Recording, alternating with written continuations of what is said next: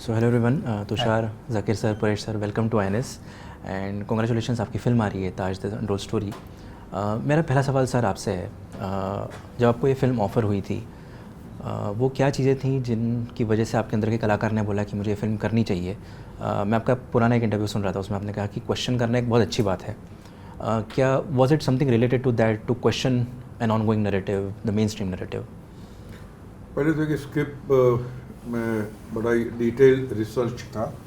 कोई hanky panky बात नहीं थी, कोई झूठ वाली बात नहीं थी। जो हमारे पुराने जो हिस्टोरियन है, जैसा उन्होंने तोड़ मरोड़ की हिस्ट्री पेश की थी, उसको सुधारने की कोशिश है। अगर हिस्ट्री आप अगर अच्छी पढ़ाते हो तो आने वाले जनरेशन को भी उसका फ़ायदा होता है, देश की साइकी को फ़ायदा होता है, आपको बात समझ में आती है। ये सारी बातें थी, तो मुझे लगा ये फिल्म मुझे करनी चाहिए। और क्योंकि मुझे इतना यकीन था कि ये फिल्म में जो रिसर्च की गई है वो बिल्कुल ऑथेंटिक है, प्रॉपर है, that's why I walked into it. Okay okay. And Zakir sir, how was it for you working on this film? आप अपने किरदार के बारे में अगर हमें कुछ बता सकें, क्या उसकी वैल्यू सिस्टम है, कैसी उसकी दुनिया है जहाँ से वो आते हैं? नहीं, उसका बैकग्राउंड वगैरह तो कुछ है नहीं उस कैरेक्टर का। खाली इतना ही है कि वो जो विपक्ष है, जो ताजमहल जो संस्था उसको चलाती है, उसकी तरफ से वकील है। तो वो कहाँ से आते हैं, क्या आते हैं, ऐसा कुछ उतना डिटेल नहीं है। वो सारा डिटेल जो है परेश भाई के कैरेक्टर के पीछे है। वहीं से कहानी शुरू होती है कि इंसान जो है वो सोचता है, जो कि सरवाइव करता है ताजमहल की वजह से, उसके बाद भी वो आदमी हिम्मत करता है कि मुझे सवाल उठाना चाहिए। तो ये जो चीज़ है कि अपने सर्वस्व को कुर्बान करने के बाद सच्चाई के पीछे जो आदमी भागता, सिर्फ इसलिए नहीं कि चलो यार मेरी रोज़ी रोटी चलती है, मैं काहे को ये सब झंझट में पड़ूं। लेकिन हाँ, अभी सवाल कुरेदते हैं तो आप सोचिए कि जैसे मुझे ख्याल आता है कि भाई अगर एक इंसान ताजमहल का गाइड है और उसको ये पता लगे कि ऐसी ऐसी बातें हो चुकी हैं, तो क्या वो अपने आप से झूठ बोल के रोज़ ताजमहल का गाइड बन के लोगों को वही बातें बताएगा जो हिस्टोरियंस ने कह लीजिए एक तरफ़ा लिखी हैं या दो तरफ़ा लिखी हैं? लेकिन वो सवाल जो दिमाग में घूम रहे हैं, तो वो तो अपने आप से झूठ नहीं बोल पाता ना इंसान। तो खैर, ये तो एक बात हुई। जहाँ तक मेरे कैरेक्टर की बात है, मेरे को तो केस लड़ना है, उसके पीछे कोई बैकग्राउंड कैसा कुछ ऐसा नहीं है। ठीक है, वो बैकग्राउंड सारा आता है कि हाँ यार, हमको मालूम है किस किताब में क्या लिखा है, हमको ये भी पता है किसने शुरुआत की थी, हमको ये भी पता है शाहजहाँ के टाइम पे जो ट्रैवलर आए थे उन्होंने क्या लिखा था, उसके बाद किसने क्या लिखा, सब पता है। लेकिन क्या करें, ये सारी चीज़ें हैं। अब हिस्ट्री नहीं पढ़ाई जाती है तो अब उसमें तो बहुत सारे सवाल खड़े हो सकते हैं। या तो हिस्ट्री बायस्ड लोगों ने लिखी है, या कैसे लिखी है, या एक ही बात लिखी है कि ये प्यार की निशानी है। प्यार की निशानी नहीं भी हो सकती, ऐसा लिखा नहीं, तो है ना। तो ये आगे चल के ये बात ना एक तरफा हो जाती है। तो उस पर भी बहुत सारे सवाल हैं। शाहजहाँ के अपने कैरेक्टर पे भी उन्हीं की किताबों में सवाल मिलते हैं। तो अब इसको मैं यहाँ कहूँ नहीं कहूँ एक दीगर बात है। जो लोग समझने वाले हैं वो समझ जाएंगे जहाँ आ रहा। तो वो वन साइडेड ऐसा दिखाई देता है, और वो तभी होता है जब जो है सातों घोड़ों की लगाम आपके हाथ में, तो सूर्य फिर आपकी गति से चलता है। क्या बात ये है। ओके। एंड मेरा अगला क्वेश्चन तुषार से, the captain of the ship, both of them are the artist, इनके पास क्या काम पहुंचेगा फिनिश प्रोडक्ट सोर्स मटेरियल के फॉर्म में, ये आपकी एक बहुत बड़ी जिम्मेदारी है। उसके लिए पूरा रिसर्च लगता है उस फिनिश प्रोडक्ट को बनाने के लिए, जो बाद में चल के ये लोग इनेक्ट करेंगे, कैमरा पर आएगा। बट वो जो रिसर्च प्रोसेस है, और जैसा कि जाकिर सर ने भी कहा कि कई बातें एक तरफा भी लगती हैं। हिस्ट्री में ऐसा है ग्लोबली कि अगर आप कुछ क्लेम करते हैं, it has to be peer reviewed. आपके जितने भी पीयर्स हैं, fellow historians across the world, वो सब आपकी स्टडी को रिव्यू करते हैं, तब जाके एक कॉमन कंसेंसस पे हम पहुंचते हैं कि पास्ट में पिछले कुछ समय में ऐसा ऐसा हुआ होगा। आपने एक अमेरिकन आर्कियोलॉजिस्ट की बात की, professor Marvin Mills. He is the only one, professor Oak के अलावा, जिन्होंने ये क्लेम किया है कि this could not be an Islamic structure but a Hindu monument, but again that has not been peer reviewed. अगर मैं साइटेशंस की बात करूँ या जर्नल्स की बात करूँ, उसको इतना सपोर्ट मिला नहीं है फेलो हिस्टोरियन से, not just in India, across the world. जब आप ये चीज़ फिल्म बना रहे थे, जब कहानी लिख रहे थे, क्या आपके दिमाग में भी ये चीज़ आई होगी कि यार इसको इतना बैकिंग नहीं है एविडेंस के तौर पे? क्या वो प्रोसेस रही होगी and how did you counter that? जब मैंने रिसर्च पूरा किया इसके ऊपर, मार्विन मिल्स के बारे के इंटरव्यूज़ देखे, पीएन ओक साहब के इंटरव्यूज़ देखे, देन उनकी बात तो एक थी एक पक्ष की, लेकिन सबसे जो पीयर रिव्यूड है, जो आप बोल रहे कि हिस्टोरियंस ने डिनाई किया है अक्रॉस द वर्ल्ड, लेकिन उन्होंने ये कैसे डिनाई किया कि जो शाहजहाँ की कोर्ट क्रॉनिकल है बादशाहनामा, उसमें साफ खुद ही लिखा है कि ये महल शाहजहाँ ने राजा जयसिंह से लिया था, जो राजा मानसिंह का पैलेस था। So it's an Hindu architecture ना। तो ये जो ऑलरेडी उनके जो ऑथेंटिक राइटर ने लिखा है ना, अब्दुल हामिद लाहौरी ने, तो उसको तो डिनाइल नहीं किया जा सकता, वो बादशाहनामा में ही कोटेड है। तो वो एक बहुत स्ट्रॉन्ग फैक्ट है जो मेरे लिए सपोर्ट कर रहा था बैकिंग को। ऑब्वियस है, डेफिनेटली एक मुगल आर्किटेक्चर मैंने मतलब बचपन से मैंने भी देखा था इसको, इसके बारे में इतनी कहानियाँ नरेटिव सुने हैं, तो इसका एक दूसरा ऑल्टरनेटिव नरेटिव तो एक जहन में उतारना बहुत मुश्किल होता है। When I thoroughly study the material, धीरे धीरे जब मुझे इसके सबूत मिलते रहे, काउंटर क्वेश्चन मिलते रहे, देन मैं कन्विंस्ड हो पाया इस रिसर्च से, और मैं कन्विंस्ड हुआ तो तभी ये मैंने फिल्म भी बनाई है। और ऐसे ही नहीं कि एक ही नैरेटिव से कन्विंस्ड हूँ, दूसरे नैरेटिव से भी कन्विंस्ड हूँ, जो जाकिर सर कोर्ट रूम में पूछते हैं। तो कहने का मतलब यही है कि जो पीयर रिव्यूड की आप बात कर रहे हैं, वो ऑलरेडी बहुत सारे हिस्टोरियंस ने दावा भी किया हुआ है। मार्विन मिल्स की थ्योरी के हिसाब से, क्योंकि वो अमेरिकन आर्कियोलॉजिस्ट थे, और सबसे बड़ा जो सबूत मिलता है इसमें, वो E.B. हेवल इंडियन आर्किटेक्चर नाम की एक बुक है, E.B. हेवल ने लिखी है वो बुक, जो बहुत ही बड़े आर्किटेक्चर हैं। उन्होंने साफ साफ इंडियन आर्किटेक्चर पेज नंबर 21 में ये कोट किया है कि Taj Mahal is not belong to Islam, it belong to India. ये इंडियन आर्किटेक्चर है, not a Mughal architecture. Okay, but if I have to take it further, Mughals when they arrived in India, they became a part of the Indian culture. So अगर वो कह रहे हैं कि it's not an Indian, it's an Indian structure, not a Mughal structure, ये बात भी कहीं ना कहीं गलत है। आपको ऐसा लगता है? नहीं, गलत कैसे? क्योंकि ये जो बनाया है, सब जो स्ट्रक्चर बनाया है, वो हमारे इंडियन मजदूरों ने, मेशंस ने ही बनाया है। आप के तैमूर की भी एक किताब है जिसमें कोर्ट क्रॉनिकल है उनकी, तैमूर की, उसमें साफ साफ लिखा है कि जब वो भारत आए, दिल्ली पे उन्होंने जब आक्रमण किया, 1 लाख लोगों को मारा, उसके बाद वो यहाँ से कुछ मजदूरों को समरकंद ले गए थे उनका ही मकबरा बनवाने के लिए। तो जो सर ने भी पीछे बात कोट की थी कि वो रेगिस्तान से जो लोग आए वो यहाँ के अजूबे बना रहे हैं, यहाँ से स्ट्रक्चर खड़ा कर रहे हैं, तो ये बात तो नहीं हो सकती। अगर देखिए जिसका जो क्रेडिट है वो उसको दिया जाए, हमारी फिल्म का यही उद्देश्य है। शाहजहाँ ने ये बनाया, हमको हिस्ट्री की किताबों में पढ़ाया गया, लेकिन ये नहीं पढ़ाया गया कि शाहजहाँ ने किसी से महल लिया था, या ये पहले एक ऐसा किसी का महल था जो कन्वर्ट कर दिया मैज़ोलियम में। तो वो भी एक पक्ष जानना ज़रूरी है लोगों का। ओके, एंड मेरा अगला सवाल दोनों एक्टर्स से यहाँ पे। जाकिर सर, आपने पिछले इंटरव्यू में कहा था कि अगर कोई कारीगर है, वो अपनी कोई निशानी छोड़ना चाहता है, उसको भविष्य में जाके कुछ अलग तरीके से भी इंटरप्रेट किया जा सकता है। I quote an example. Suppose मैं एक स्टूडेंट हूँ, मैंने अपनी स्कूल कॉलेज की दीवारों पे अपनी तरफ से कुछ एक निशानी छोड़ी है, कुछ लिखा है। हिंदुस्तान में बहुत सारे ऐसे हिस्टोरिकल मॉन्यूमेंट्स हैं, बहुत सारे ऐसे पब्लिक स्पेसेस हैं जहाँ पे लोग कुछ भी लिख देते हैं, ऑब्जेक्शनेबल चीज़ें भी लिखते हैं। बाद में जब उनकी जाके एंथ्रोपोलॉजिकल स्टडी होगी, that can also be interpreted in a different way. आप इस बात को मानते हैं? हाँ, बिल्कुल। पर उसमें क्या होता है कि जैसे जब आप स्कूल की दीवार पे कुछ लिखते हैं, तो उस वक्त के हिसाब से लोग ये स्टडी करना भूल जाते हैं कि ऐसे बदमाश स्टूडेंट्स भी रहे थे। जो लिखा है, आज अगर किसी शिलालेख पे कोई लेख लिखा हुआ मिलता है, हम उसे बड़ा पूजनीय और बहुत ही सेक्रेड मान के रिसर्च शुरू करते हैं।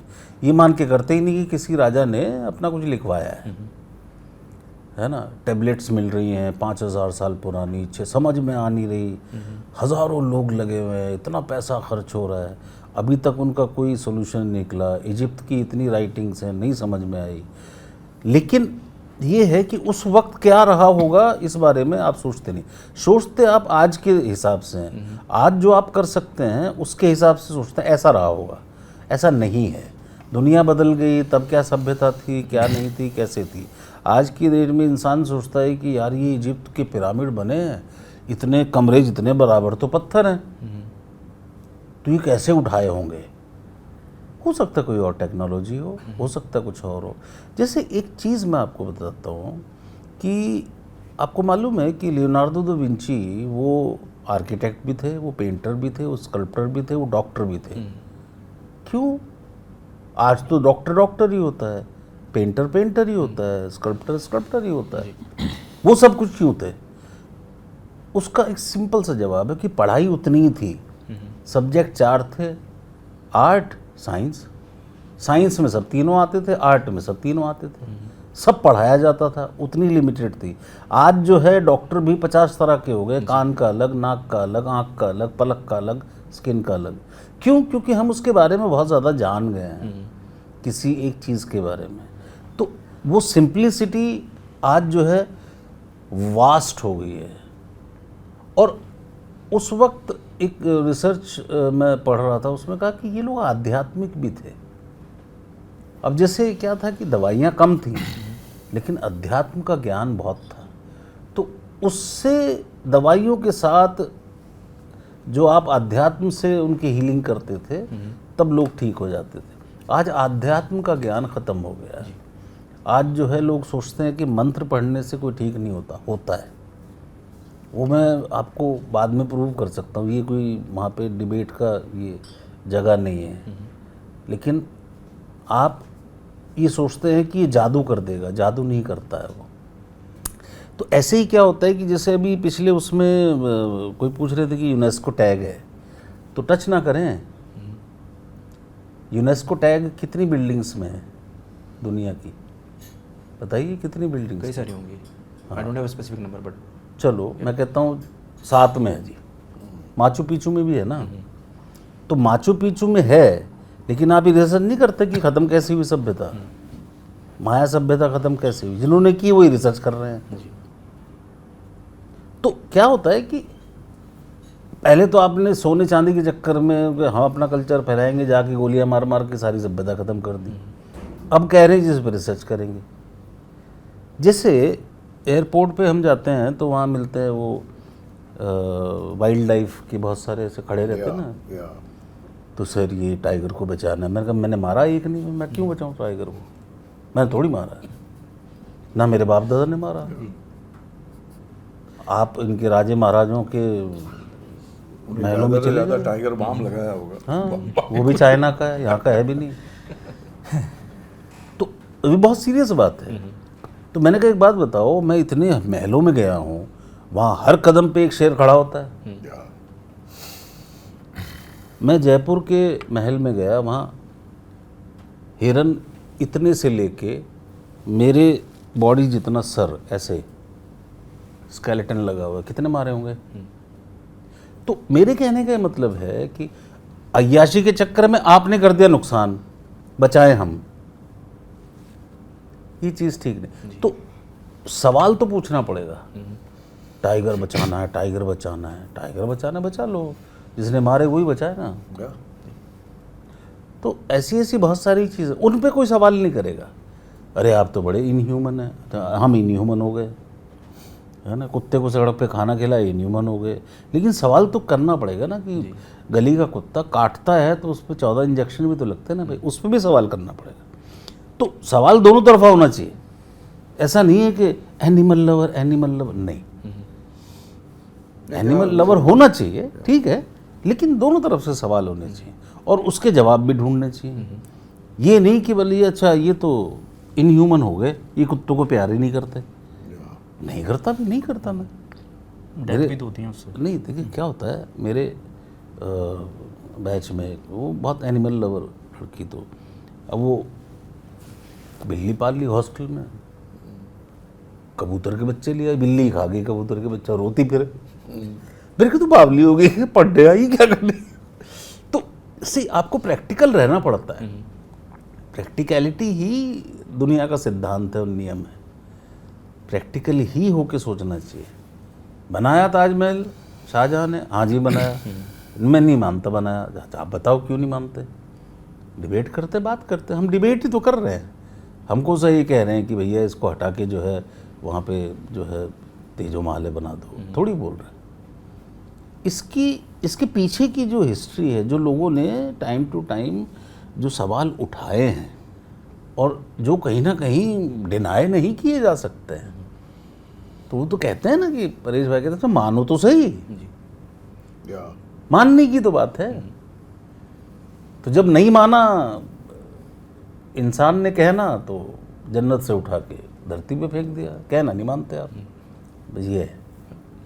And taking from that Paresh sir, आप क्योंकि जब फिल्म आई, टीज़र आया, ट्रेलर आया, पोस्टर, पब्लिसिटी मटेरियल जितना भी आया, इंटरनेट ने आपके पुराने कुछ ट्वीट्स डिग आउट करना चालू किया। उसमें एक ट्वीट है आपका बहुत पुराना 2017 जी, जिसमें कहा गया कि the sanctity of Taj Mahal can not be question.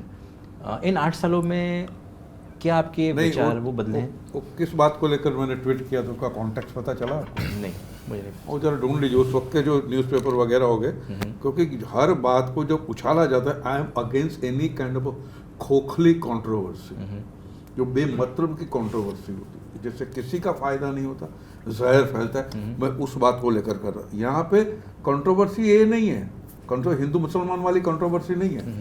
जैसे जाकिर भाई ने कहा ना, अब सवाल पूछो तो कम्युनल हो जाते, जवाब दो तो आप प्रोपेगेंडिस्ट हो जाते हो, अभी जाए तो जाए कहाँ। तो यहाँ तो बिल्कुल हिस्ट्री को लेकर बात हो रही है, एजुकेशन बोर्ड को भी लपेटा गया है, हिस्टोरियन को लपेटा गया है कि क्यों झूठ मूठ को हमको दिखाया गया है, सिखाया गया है, ये सारी बातें हैं। तो तब जो बात रही होगी 2017 में, कोई ऐसी ही बात रही होगी, वो भी मैं हूँ, ये भी मैं ही हूँ, मैं डिनाई नहीं करता हूँ वो। Perfect, so that we have reached the end of this conversation. कुछ ऐसी बात जो मुझसे पूछनी रह गई हो, या आप अपनी बात कुछ कहना चाहते हो तो आप कह सकते हैं। नहीं, हमने तो फिल्म में कह दिया, आप देख लीजिए। हम सिर्फ यही गुजारिश करना चाहेंगे हमारे ऑडियंस को कि भैया देखिए, पहले देखिए, वो जो दवाई आती थी ना, पहले इस्तेमाल करे फिर विश्वास करे, तो पहले देखिए फिर विश्वास करे। हाँ, देखिए उसको, जाइए, और पूरा यकीन है कि आप एंटरटेनमेंट तो क्या करेंगे हम, क्योंकि इस तरह की फिल्में आपको झकझोरने के लिए होती हैं, और वो जो लोगों को पता भी नहीं है, वैसी वैसी चीज़ें इससे पता लगेंगी कि ऐसा भी है। सेंसर बोर्ड ने हमारे रिसर्च मटेरियल को 6 महीने खुद भी स्क्रूटनाइज करवाया है हिस्टोरियंस से, और उन्होंने हमको UA 13+ सर्टिफिकेट दिया है ताकि बच्चे भी फिल्म देखें। तो मतलब फिल्म में ऐसा तो हमने कुछ नहीं दिखाया हो कि वो बिकॉज सेंसर बोर्ड जो बॉडी है, बच्चे फिल्म देखे माने ये फिल्म स्कूल तक जाए। And I am tempted to ask one last question, it's an open to all question, आप तीनों इसका जवाब दे सकते हैं। जब हम बात करते हैं कि आपने एक पिछले इंटरव्यू में कहा था कि हमारा देश एक बहुत नाजुक परिस्थितियों से गुजरता रहता है। Now India is one of the rare countries जहाँ पे जो डेंसिटी है डाइवर्सिटी की वो बहुत ज़्यादा है। हर 100 किलोमीटर पे भाषा बदल जाती है, लोगों का खान पान, रहन सहन का तरीका बदल जाता है, इतने सारे धर्म हैं, इतनी सारी जातियाँ हैं, अलग अलग रीजन्स हैं। क्या आपको लगता है कि ये जो डाइवर्सिटी है इंडिया की, ये एक दो-धारी तलवार है? Again this is challenging the main stream narrative, जहाँ पे कहा गया था डाइवर्सिटी स्ट्रेंथ ऑफ इंडिया। नहीं, डाइवर्सिटी के होते हुए हम इतने साल रहे हैं, तो दो-धारी तलवार तो कतई हो नहीं सकती। लेकिन कभी कभार कोई ऐसा बंदा आ जाता है जो उसको बिगाड़ने की कोशिश करता है, तो वो अपने आप शांत हो जाएगा। ये जनता, इस देश की जनता कमाल की है, सैल्यूट करता हूँ। ये देश का तो कोई कुछ बिगाड़ नहीं सकता, लेकिन कोई आते रहते वो अपनी तरफ से कोशिश करते रहते। और दूसरी बात, नाजुक परिस्थिति कि हमारे जो नेबरहुड जो है, कितना टर्बुलेंस चल रहा है वहाँ पे, टर्मोइल चल रहा है, तो कहीं ना कहीं वो छींटे तो उड़ेंगे ही उड़ेंगे, उससे बचना चाहिए। Okay, and Zakir sir? कुछ नहीं, मेरा तो ये कहना है कि जब आपने कहा कि हर 10 किलोमीटर पे भाषा बदल जाती है, अगर जिस तरह का नरेटिव गढ़ते हैं लोग, तो फिर तो 10 किलोमीटर की रियासत होके रह जाएगी, है ना। अभी होगा भाषा के नाम पे, फिर होगा बोली के नाम पे, फिर होगा तू इतना ऊंचा पजामा क्यों पहनता है, तू इतना नीचे पहनता, तो कुछ ना, तुम तो चावल को भात कहते हो, हम तो भात नहीं कहते, तो हम तो अलग हैं। तो हर चीज़ पे हो जाएगा फिर। जहाँ तक उसकी बात है कि जैसे मैंने एक शेर लिखा था, लिख लेता हूँ मैं ऐसे, मतलब ऐसा लिख भी लेता हूँ मैं, हाँ। तो आज की डेट में सबसे जल्दी आदमी लड़ता किस बात पे? ये शेर नहीं है, बात पूछ रहा हूँ मैं आपसे। जब बात ईगो पर आती है मोस्टली, धर्म के नाम पे बहुत जल्दी लड़ता है। और धर्म एक ऐसी चीज़ है जो किसने कहा था, मार्क्स ने, अफीम के बराबर है ना। मार्क्स तो कहने वो क्यों कहा था, उसलिए कहा था कि उसके नाम पे हम लड़ जाएंगे, चाहे हमें ना पता हो राम की स्पेलिंग क्या है, चाहे हमें ना पता हो राधा किसकी बीवी थी, नहीं पता हमें, तो लड़ाई उसकी है, लड़ा हमारे। तो इस पे लिखा था मैंने कि जाने इंसान ने एक ऐसी कसम खाई है, जंग आसमान की धरती पे उतर आई है, और कैसे महकेगा चमन, कैसे आएगी बहार, सारे फूलों ने अलग टोलियां बनाई हैं। आप तो मुझे बताइए कि चमन कैसे बनेगा, चमन में तो सारे फूल होने चाहिए ना। अभी गुलाब की अलग टोली है, उसकी अलग टोली है, उसके अलग नहीं बन सकता, गुलदस्ता नहीं बन सकता साहब। आप एक मंच में गुलाब खरीद लीजिए। तो कहने का मतलब ये है कि ये डाइवर्सिटी, ये भाषा, ये सारी चीज़ें रह रहे हैं ना लोग। आप जब मार्केट में निकलते हैं ना, तो एक मेरे को कहावत याद आ रही है, कन्फ्यूशियस की है शायद, चाइनीज़ जो स्कॉलर थे बहुत बढ़िया, उनकी किसी और की, कि 1 किलोमीटर लंबे कागज़ पे लिखे ज्ञान से ज़्यादा ज्ञान 1 किलोमीटर पैदल चलने में मिलता है। बड़ी सिंपल सी बात है। जब आप मार्केट में निकलेंगे ऐसा कुछ देखेंगे ही नहीं आप। तो ये कहाँ से आ जाता है, ये इंजेक्शन से आता है। आप चलिए, बाहर चलिए, निकलिए, आप चाय वाले से पूछते हैं, भाई 1 सेकंड भाई साहब चाय देना, हाँ कौन हो, यादव हो, जाट हो, कौन जात हो? तो ऐसा नहीं होता ना। आप चाय पीते हैं, उसी गिलास में शुरू से लेके 25 लोगों ने पी होगी। तो ऐसे तो कुछ भी फिर अगर करने पे आए तो फिर तो ये प्याज वाली चीज़ है, खोलते जाओगे कुछ नहीं मिलेगा एंड में, और प्याज भी खाने लायक नहीं रहेगी। तो ये है, इसलिए सिंपल रहना चाहिए। Thank you. And Tushar, any closing notes? Closing note यही है कि डाइवर्सिटी पे जो आपने पूछा, जब हमारा देश इंडिया पाकिस्तान के मैच पे एक हो सकता है, हमारा देश वैसे भी एक ही है, ना हिंदू की बात है ना मुस्लिम की बात है, तो क्यों किसी मॉन्यूमेंट पे हम लोग एक दूसरे का विभाजन कर रहे हैं? अगर कोई एक पक्ष दूसरी बात कह रहा है और हम कोई दूसरी बात कह रहे हैं, तो दोनों नैरेटिव हैं, तो दोनों नैरेटिव को शांति के साथ सुना जाए। और ये मसला, हमारी फिल्म में एक डायलॉग है कि ये मसला हिंदू मुसलमान का नहीं है, ये मसला भारत के इतिहास का है। भारत का इतिहास मतलब हिंदू मुसलमान दोनों का मिला जुला इतिहास।